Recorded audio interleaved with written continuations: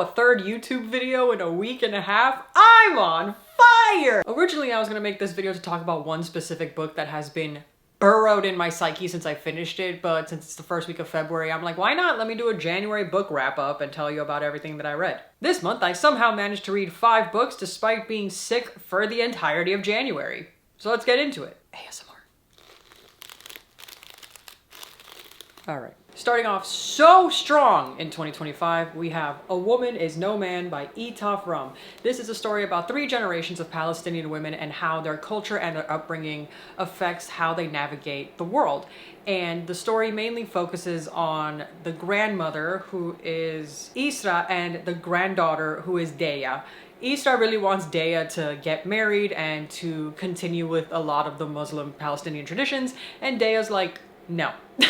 A Woman Is No Man is a harrowing, heartbreaking, but also beautiful exploration of the immigrant experience, as well as how when you mean well, sometimes that's not going to have the effect you intend, no matter what your intention was. Even though I'm not Palestinian or Muslim myself, so much of what these characters go through are something that I can relate to coming from a Cuban culture, and I think it's absolutely worth reading. It is full of absolute banger lines. I cried multiple times reading this book. This is an absolutely sensational way to start my reading year. The next book I read is All's Well by Mona Awad. As documented by my last video, which took me 4 days to edit down 2.5 hours of raw footage into what came out, and you should totally watch, by the way. I love Mona Awad's writing. I think it's extraordinarily descriptive. I think it's so beautiful. I can so clearly see what Mona Awad writes in my head.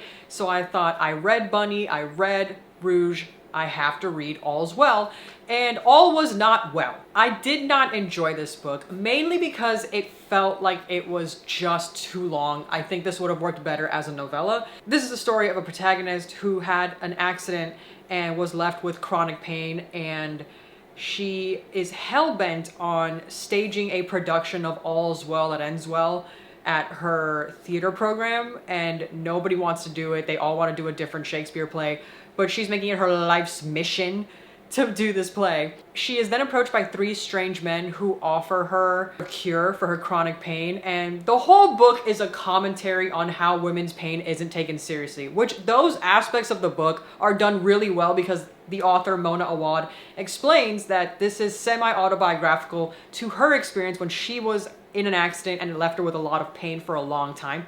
Luckily, she was able to get better, but a lot of people don't have that luck. I also feel like I might have just missed something with this book because I don't have a lot of knowledge of Shakespeare. I only read Romeo and Juliet in high school.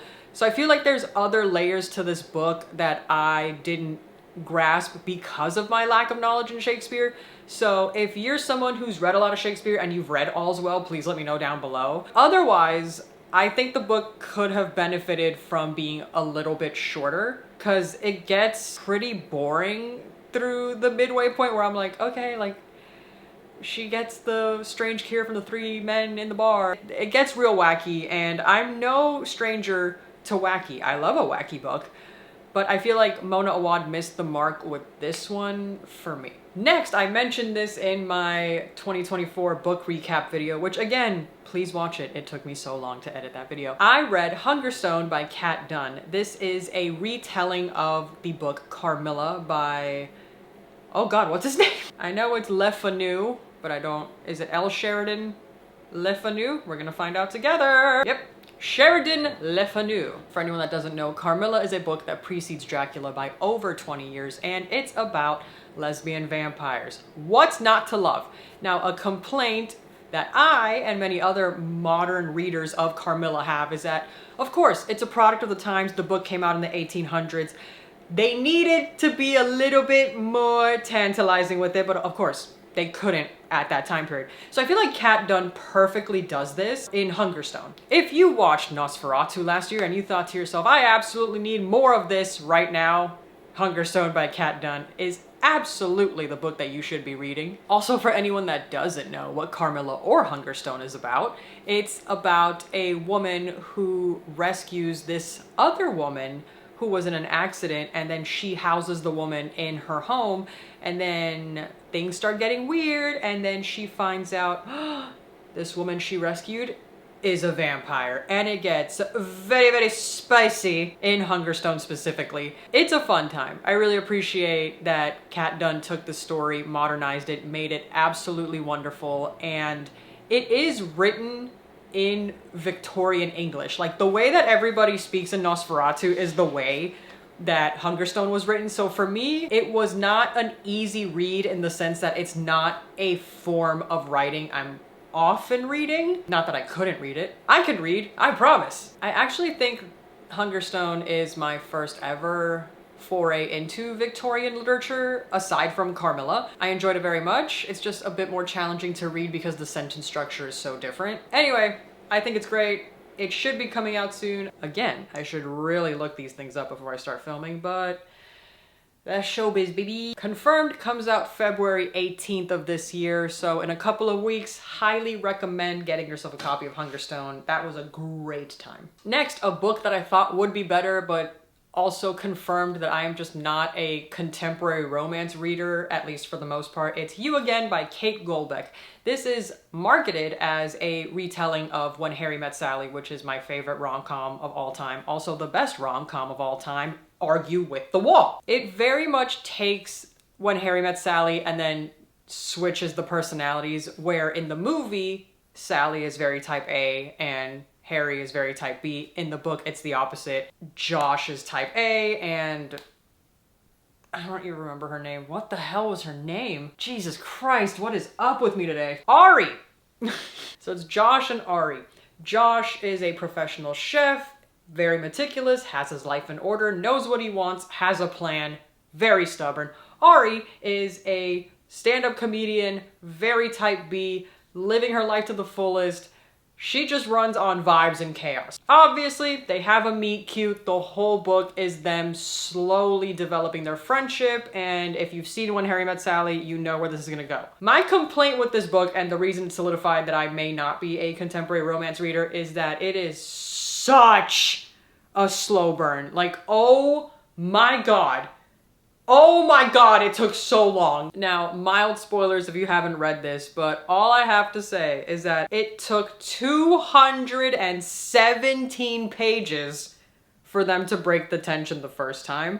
And I look at the bottom of my Kindle and it says 51% of the way through, and I'm like, what do you mean I have to read over 200 more pages of book before we get to what we all know is gonna be the end of a romance novel? Come on. Overall, I wouldn't say it was a bad book at all. I think it was as advertised. I just start losing my patience because so many romance books are just the miscommunication trope. Especially one that's billed a romance, and I cannot comprehend why, considering it is the final boss of miscommunication. It's so universally loved, and it literally boggles my mind, but I won't mention anybody by name. And finally, the book that I want to talk about extensively. Regrettably, it does not come out until March 18th, but I need to talk about this book. No spoilers. It's The Buffalo Hunter by Stephen Graham Jones. This is my first ever Stephen Graham Jones book, and I can say I am a fan for life. What he did with this is absolutely outrageous. I finished this book like 2 days ago, and I haven't been able to pick up another one because this was so good. I'm like hungover. I'm like, I can't pick up another book right now. I don't know what I'm gonna do. The Buffalo Hunter is an indigenous vampire revenge story told entirely from the perspective of transcribed interviews that are written in the journal of the Lutheran pastor that the indigenous vampire confesses his crimes to. And oh my god. Also set in 1912 Montana. So this is also historical fiction. It's horror, it's vampire, it's psychological. It is truly everything that I want in a book, put in a book. And this year, instead of focusing on the amount of books that I'm reading, I'm focusing on reading whatever I want and really savoring bigger books, which The Buffalo Hunter is 424 pages, which for me is like, that's a big boy. I usually read shorter books around 250 pages, but The Buffalo Hunter, not a single page is wasted in this story, and I just, oh my god, I love The Buffalo Hunter. From the second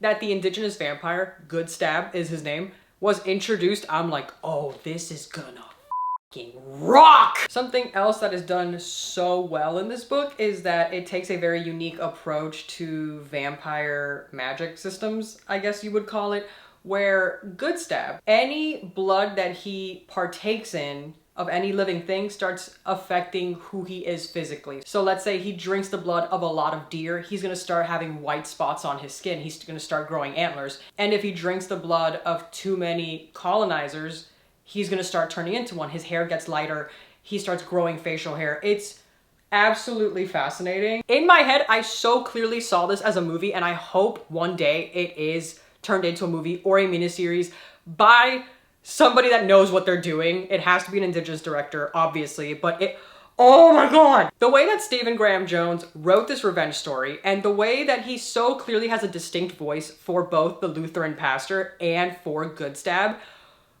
it is truly a feat of writing, and I love it so much. I wish I could talk more about this book and getting into the nitty-gritty of it, but I literally can't because it's an advanced copy and it hasn't come out yet.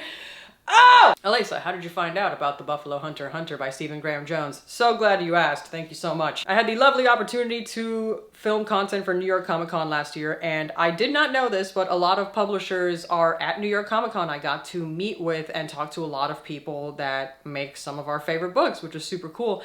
And my intention was to go to the Simon & Schuster booth and put a face to the name of the social media manager for Simon & Schuster because we're mutuals on TikTok, and I would love to say hi and say thank you. I ended up talking to a bunch of the people that work the Simon & Schuster booth, and Simon & Schuster also owns another branch, another proprietary, I don't know, it's like the sister or like a baby company that's under Simon & Schuster. So the lovely lady at the booth, whose name I forgot, I'll put it here when I find it, God bless her, she was awesome. She told me about this book and I was like, oh, I need that yesterday. Once the email came through for me where they told me they're giving away advanced copies of this book, I'm like, give it to me right now. Right now. Right now. All of this to say is when this book comes out in March 18th, I don't need to tell you to read Stephen Graham Jones. He's been in the game for so long, writing absolute banger after banger for decades at this point. Please read The Buffalo Hunter when it comes out. I'm literally about to combust because I cannot talk to anyone about it, because no one's read it. So I'm like, oh my God, who do I talk to about this? This book means so much to me. I can't stop thinking about it. I think it's done so unbelievably well. It's emotional. I cried. I laughed. I gasped. You know, when you're reading a book and you do the thing where something happens and you straighten your posture? That happens a lot in this. Oh my God, Stephen Graham Jones. Oh my God, I love this so much. Those are the 5 books that I read in the month of January. What did you read this month? Anything good? Anything bad? Let me know down below. I love yapping about books. Thank you so much for watching. I really appreciate you. See you in the next one. And if you see me at MegaCon, please say hi. I'm always excited to meet you guys. And you guys coming up to me in the wild makes me so happy. Love you. Bye!